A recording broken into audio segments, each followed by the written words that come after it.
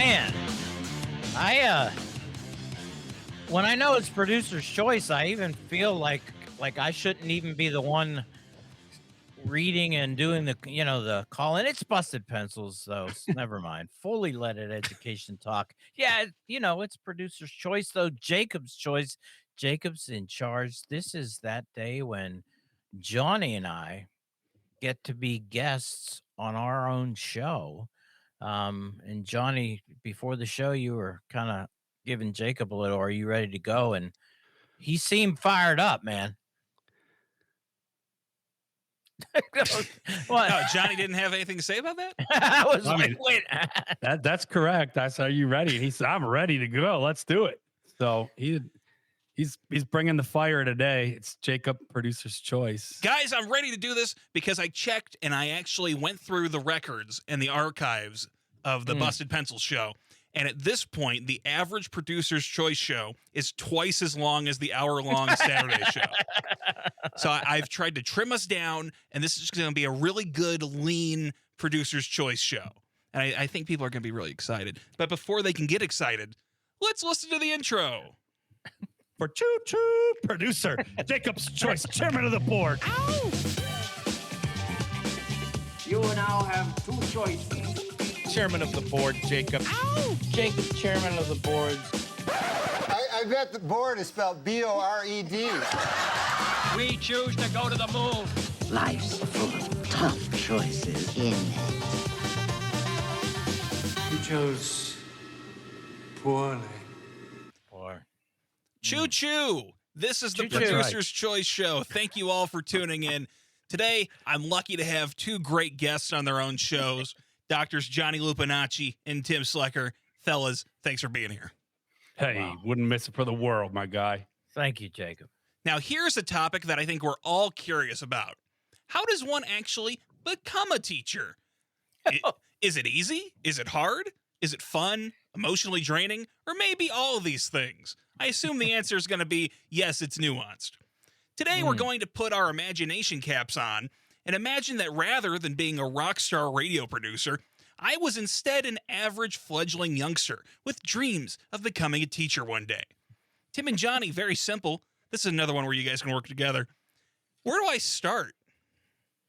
Oh, where do you start, Johnny? I mean, huh? Well, I mean, Tim, this is right up your alley. I know. But I put out the disclaimer here, Jacob. We've lost producers at Civic Media to this pathway before. Yes, we have. It's not actually a joke. It's actually a real question that a lot of people have. And we used to have a lot of shows on this topic. So if you go into the back library of podcasts, listener out there, if you're so curious, you can back up and you can hear Tim and I talk about all kinds of different pathways to becoming a teacher.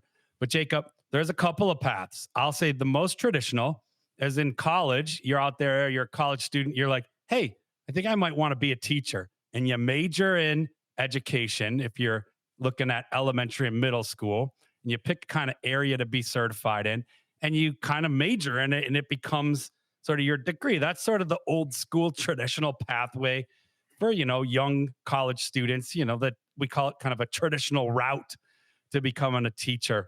But Jacob, your question, I think, is $1 million question, because there are so many great folks out there who stumble into the passion for sharing their knowledge with others. And they say, you know what? I actually like this part of my job or this aspect of the career pathway I'm in.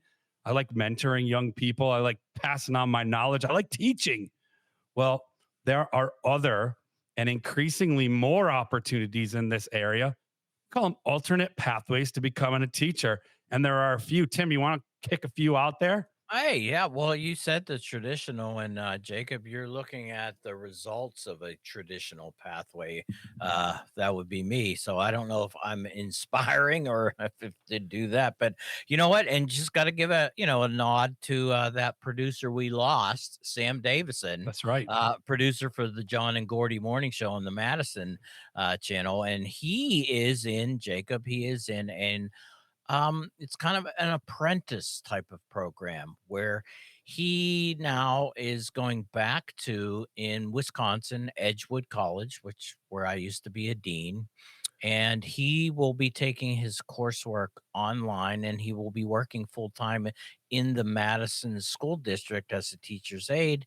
And while he is working full time and taking his classes online, he will also be getting paid to actually become a teacher. And so the apprentice pathway right now is one of those ways that you take somebody who's got a little bit of experience. They, could be a returning adult, somebody who maybe already has a degree in, say, sociology or something, and they're like, "Oh my God, there's nothing I can do with the No, they just or they've worked and they're like, you know what? I really, as Johnny said, I caught the fever, I caught the bug. I really want to be a part of either sharing my knowledge, mentoring youth, or both, even saying, actually too, I'd like to be a coach for a sports team, things like that.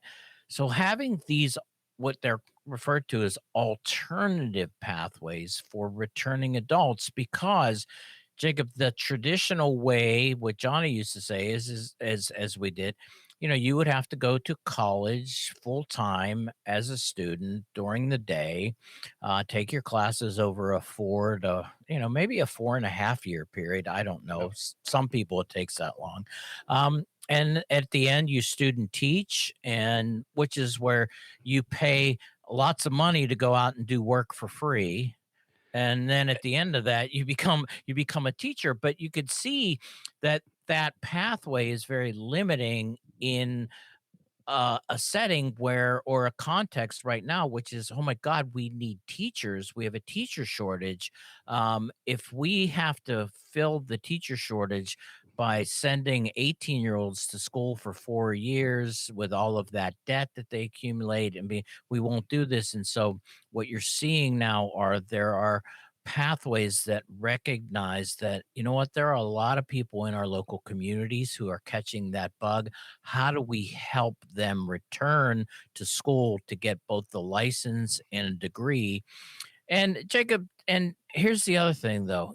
You can also always move to Florida. I was gonna say, Tim, we're big fans of teacher preparation programs, Jacob. Yeah. We think that it's, like many careers, to be great at something. And obviously here at Busted Pencils, we believe pretty firmly that every kid out there deserves a highly qualified, excellent teacher. And so to become that, you want to go to accredited programs. But there are really exciting things happening. One of my favorites, Jacob, that are around the country, are MIT programs called Master in Teaching, where maybe you got a degree in something like Tim mentioned before, and you go into, for better or for worse, add or subtract a couple of months. It's about a 1 year intensive program where you take classes with peers. You are situated in a school. You're getting your student teaching and your classroom experience, and you're going full tilt for a year. And you come out of that with a master's degree and a teacher's license. And those are really, really great programs because, they're excellent teacher candidates. That's what we call people who are studying to become teachers. And they get really great on the job experience. And they also get that sort of class time to study, right? Education and classroom practices and all that stuff. Those are great. There are also really cool grow your own programs happening around this country. And Jacob, one of the entry points, this is why it's a great producer's choice question. One of the entry points that Tim and I will both throw out there for folks is, if you think this might be you, do some digging around in your local community, reach out to your local administrators, because becoming a substitute teacher is tough work, but it is good work and it's great pay. And you get a good experience of, hey, this is what schools are like. Yeah. You're not expected to be an expert teacher yet, and you're not a babysitter. So you kind of have some plans that teachers or schools leave you with, and you get to kind of test drive what it's like to be in a classroom. So substitute teaching is a great way to get involved and see if it's something you're interested in. The other kind of entry point is becoming a para educator, which is, an adult helper in a school. These people are amazing. They help out in Mm. the classroom. They get to see great teachers out there. They get to work one-on-one with kids who might be struggling in class or who might need an aid throughout the day to get through parts of the day that are particularly difficult for that kid. So you kind of get to see the flow of an average workday of great teachers out there. So those are two jobs they're paying. We Mhm. need them in all of our schools. There's always a high need for more para educators and more substitute teachers. But there are great grow your own programs sprouting up around the country Yep. in these great states like Tim's talking about. Wisconsin listeners, you're in a great state to be a teacher and to become Yeah. a teacher. So there are lots of these, but there are pathways where, school districts will say, hey, we have these really great subs. We have these amazing para educators, and we're partnering with a teacher training program Mhm. to kind of, wrap around what their needs are. Maybe they can't move to, say, a college town and take a couple of years of their life to become a teacher, but on the job, they can begin doing online classes, Zoom meetings, hybrids, kinds of ways where they become teachers. And these are great programs. Caveat out there, Jacob. We're talking about those great states, Wisconsin, Yeah. Michigan, New York, Washington. I could keep going, Colorado. I could keep naming great states because there are more great states to be a teacher than there aren't. But in those where I say it's not so great, Yeah. it's easier to get your teaching license than it is your driver's Driver's license. license. Florida. Florida, Texas. But that doesn't mean, Jacob, that there aren't great programs in those states. Right. It just means that those teachers don't have to opt to be what's called highly qualified. Mm. Right. And that's sort of nationally governed by, what we've said before. We've called into question those accreditation agencies. But, accreditation says, hey, this person went through an accredited teacher program to kind of learn all the things, classroom management, learning theories, strategies for teaching kids different subjects, like how to teach math, how to teach reading, all these things that go into becoming a great teacher. They're not required in every state, but I'll throw it out there. There are great teachers in programs in Florida and in Texas, even though I picked on those two states. No. They don't have to get that credential to become a teacher, but many of them do. Yeah. And those end up being really great teachers in our schools. So those are a few of the options that are out there, Jacob. And I think for listeners and for you, I think that answers the question combined. And answers the question, and I'll just give a little bit of more oomph or emphasis to Johnny talking about too. If you are making that kind of thought process that's coming across you, boy, I'd like to be a teacher. The idea of volunteering in your local school as a helper, taking on a part-time job as a para, doing the substitute teaching, those are, I believe, if you're thinking about it, do that, give it a try, because you might come out and go, you know what? I don't really want to be a teacher. What I imagined I thought I would be doing and what I've now witnessed as a substitute, as a para, as a volunteer, it's really not something I'm interested in. And that's perfectly fine. In fact, I would recommend, and I would rather see people who go, you know what? I gave it a try. It's not for me. And then move on. And so take advantage of those opportunities. And I will tell you this though, too, Johnny, I think the best recommendation, if you can, and most states now too have done this with the teacher shortage, have actually made it, and I have some concerns about this, but have made it pretty easy to become a substitute teacher. Um, and what I'm saying is lower the credentials. So in 1990, when I graduated, actually in the state of Pennsylvania where I graduated, to become a substitute teacher anywhere in the state, you were required to show that you had graduated and obtained a teaching license before you can Wow. even be a sub. And now, in Ohio, where I just left, as long as you graduated high school, they were allowing you to become a substitute teacher on a part-time basis. So again, Caveat there, Tim, you have to yeah, pass a background check. yeah, yeah, And you yeah. have to go through a training process. But yeah, they've lowered that because of the high need for substitute teachers and more adults in our buildings. Yeah. Right. It is out there. It's a great entry point, great way to get some experience. It's not required though. I'll throw No. that out there too, Tim, because we might have a listener out there who's like, hey, I think I'd be a great teacher. You probably would be. I mean, it's an affinity, it's a calling. And so sometimes we don't know that when we're 19 years old. And so maybe you're out there, you're an engineer or you're a computer programmer or whatever it is you are. You're, a server out there. You've got great, people skills, and you've really enjoyed communicating what you know with patience and being a regulated adult. You're good in stressful environments. You genuinely like seeing young people do well. Well, we need you in our schools so you can get involved and become a teacher without having to sort of, pay your dues as a substitute. I just threw it out there as like hey, that's one of the ways that people kind of get involved and sort of catch that bug. And then they say, ooh, I want to apply for these scholarships into these accelerated programs.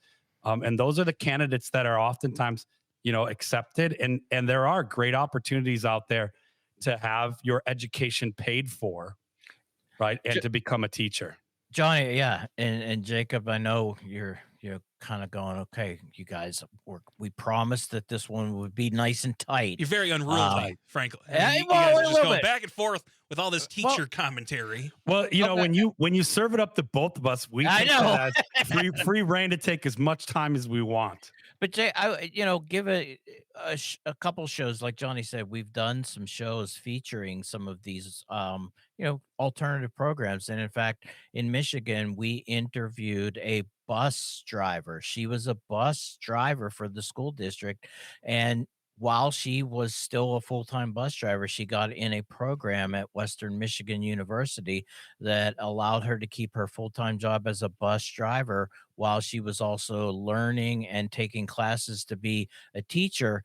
And that tuition was fully paid for through this program through the state of Michigan. So, I mean, it's, and I put that out there because I really want to give the opportunity, if anybody's out there thinking, boy, I'd like to be a teacher, but I can't because I'm well, hey, what do you mean I'm or I'm only no, this was, we've talked to that. When I was down in Tennessee, met this incredible stay-at-home mom who in her, 30s just decided, you know what, I want to do this.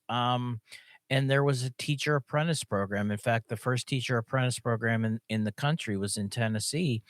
And because of that apprentice program, she was able to go to school full time for free and get paid by the school district to become a teacher. And the support that went into not allowing, but creating the opportunity to have an incredibly great person have an ability to become a teacher in her local community. So I don't know. Is this just a one-parter, Jacob?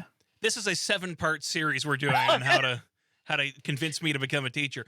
I like where you guys are taking this because I think we can all understand sort of in abstract how an 18-year-old goes about becoming a teacher. The particulars might be worked out at the university, but you go to college, you get a degree, and you become a teacher. That makes sense. Yeah. Bringing in this other direction about people who later in life decide to become teachers is an interesting one. Now, I think what I've learned most of all is that I'm more of a Florida teacher based on what you've been telling me. I find I thrive in low-standard environments. But let's say I'm going to try to do this in Wisconsin. I'm here. I want to become a teacher because I produce a podcast. The hosts are kind of mean to me sometimes, and I think I'll just deal with kids instead. They're easier to control. Where do I start? Let's say just in the 24 hours after I have the idea. What is my first thing I should do? Because I'm thinking about being a teacher. Do I go and look for these job postings to become a substitute teacher? Do I call? Do I try to find a friend who knows a teacher, get that one-on-one meeting to just see what it's like? Where do I start? Because a lot of people, that's something that they really struggle to get over. It's just, how do I get on the path? all of the things that you said are all great starting points. I mean, for people who like process and procedure, go to the Department of Public Instruction's website in Wisconsin and look under the teacher shortage, and it lays out all of the approved pathways. But the other one, Jacob, I think really is that, you already live in a school district in that area, make a call and to that local school and say, I'm interested in becoming a teacher. Can I have some time talk to some teachers, talk to some principals? Because the other thing is that those schools may have their own ability to say, on top of the Department of Public Instruction and the Wisconsin Teacher Apprenticeship Scholarship, our local school district has this also available. So, but for anybody who really wants to find that list of eight, what do you say, agencies, and they're higher education institutions for the most part that have these partnerships locally with school districts. It's right there. And then, yeah, Johnny put it in the chat, which I'm sure, Jacob, you'll put in the podcast notes. But for Wisconsin, right there. And if anybody has a UW in their backyard or any of the great private colleges around there, I bet they have some form of a Yep. teacher type apprentice program.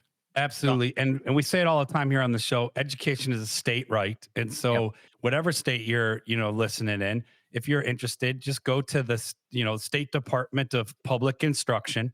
Every state has one, right? And their website, if you just Google into it, becoming a teacher, a pathway to become a teacher and fill in your state, you'll have a number of options. And like Tim said, real practical step here is the, link. We'll share it in the podcast description, but you click on that and you could see there's all kinds of different choices that you have in different ways you might want to become a teacher. Maybe you're a trade specialist, maybe you have a particular area of expertise, or maybe just in general, you're interested in, education and in schools. Do you want to be a teacher? Do you just want to work with young people?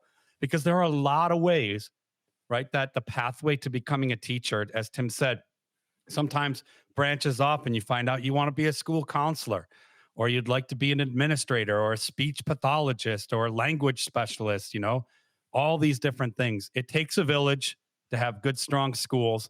And we try in every state, even those states we give a hard time to, right? That I will advocate those states have these resources available for people interested in becoming a teacher. So that's kind of your first step, Jacob. Talking about the teacher shortage and the need for teachers and the need for subs and the need for people to get involved, would you guys say that this is a pretty good time for people who are thinking about becoming teachers to do so? Because it sounds like, if you want to do it, that you can start doing it. Absolutely. I'm always saying it's the right time. Yeah. And it unfortunately, Jacob, as you know, it's a tough career. There's no easy work out there. I'll say that, right? People who are great at what they do work hard every day, and teachers most certainly do that. And it's not for everyone because it is strange hours, right? And it requires a certain level of sort of patience and ability to flow with all kinds of different energies in a room, especially when we're talking about young people, right? So, it's not for everyone, but for those who are like, hey, it might be interesting to me, check it out. Yeah, Jacob, it's a great time. I say this every year. I teach a new group of teachers. I say it's one of the hardest times to become a teacher. Mm-hmm. But it's also one of the most amazing times to become a teacher. And I guess I'm letting a secret out of the bag right now, Jacob. I've said that for all 25 years that I've been, teaching teachers. So, it is always a high need. I think it's an amazing career. It's a wonderful way to, share your expertise and invest in the future. Yeah. Absolutely. And again, for all of the people listening, check out the show notes too when they're up, because I also put in the National Center for Teacher Residencies and the National Grow Your Own organization. Each of those national organizations will point you in all kinds of different program directions that if you're interested. Johnny, I just, the reason why I think of pushing this though too is because on top of it being, as Johnny said, a best great time, the ability to really, have states and or national organizations, the funding and financing is really there for the first time in a long time. And that on top of, if you're thinking about it, yes, it's absolutely a great time. And you know what? It's a really great time from the standpoint of going, you know what? The funding that's available to become a teacher right now, particularly for people outside of the traditional pathway, it's a great time, Johnny.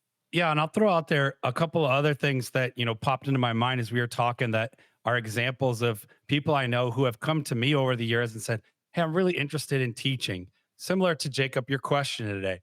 And another thing we didn't really mention is you can volunteer and be a helper at, like, we had, Matthew Mooney on here who talked about esports.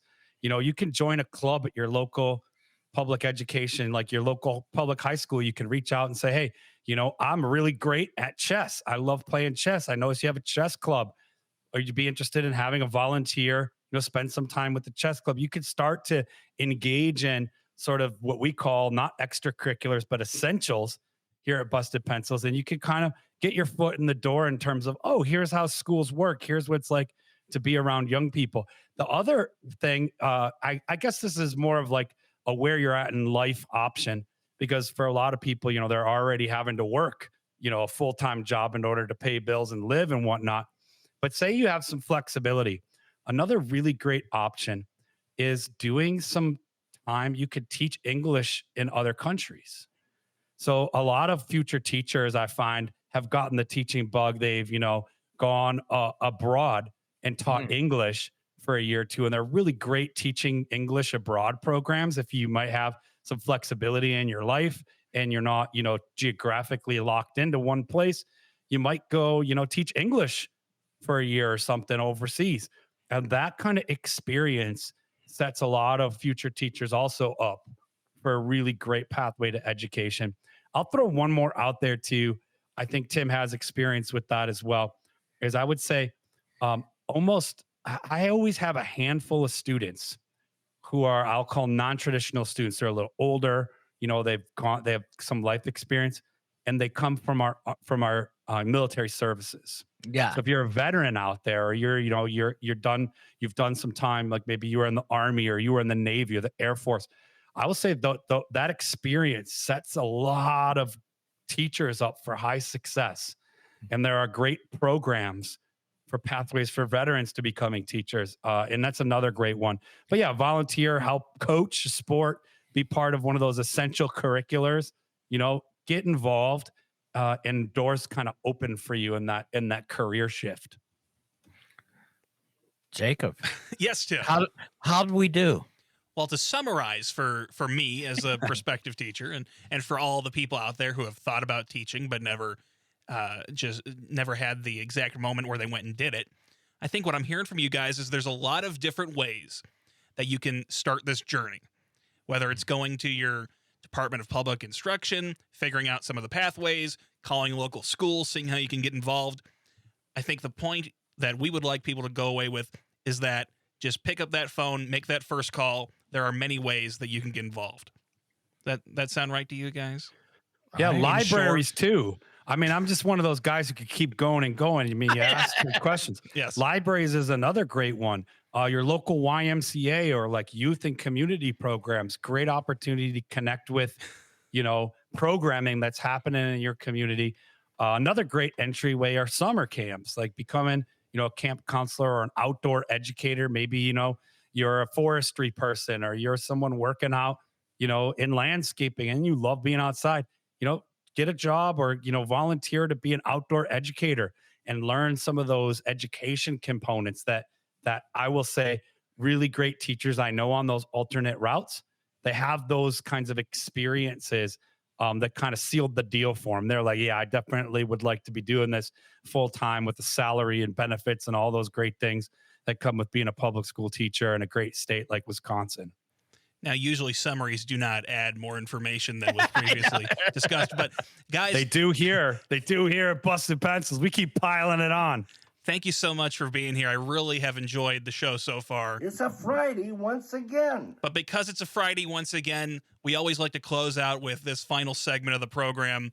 It's a little thing we do here. Let's go. Timothy, tell me, pitch a prospective young teacher out there why they should get into this thing of yours. Well, there is no other position, path forward career that has the ability truly to change the world. And that's all there is right there. That's a darn good answer. Johnny, try to follow that up in 60 seconds. Yeah, I'll be real quick. If you yourself like things to be different at work every day, to be, challenged all the time, to be, thrown a curveball in terms of maintaining your own health and balancing it and giving to others, then teaching is for you, man. It's never the same. It's not a desk job. It's like being out in the field every day. It's exciting. There's highs, there's lows. It's a roller coaster, but it's a blast. And I wouldn't do any other career than that. So if you're interested in it, I'd say go for it and give it a spin. Folks, I've been your host, Producer Jakob. I want to thank Johnny Lupinacci, Tim Slekar, the best guests that have ever been on their own show. Guys, thank you so much for being here. And I want to thank Producer Jakob for putting this whole thing together. But Tim, Yes, sir. I think it's time for something. Yeah. Well, now it's time for your moment of Zen.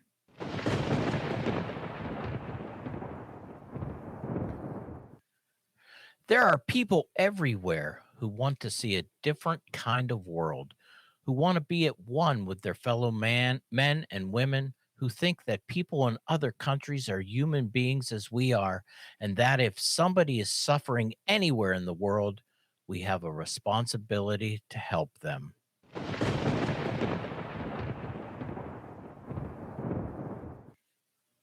Oh, yeah, men and women, ladles and jelly spoons. Thank you for listening to today's Producer's Choice podcast with, that's right, Chairman of the Board, Jacob. And if you want to grab more Busted Pencils podcasts, well, you just head on over to Apple, Spotify, or you can always get at us at the civicmedia.com website or on our own website, bustedpencils.com.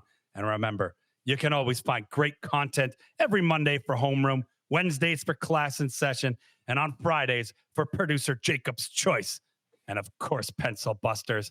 Don't forget, on Saturdays, you can listen to the Busted Pencils weekend broadcast at 3 p.m. Central Time across all the Civic Media networks for 1 hour of your favorite blue-collar scholars, Tim and Johnny, and keep Busted Pencils.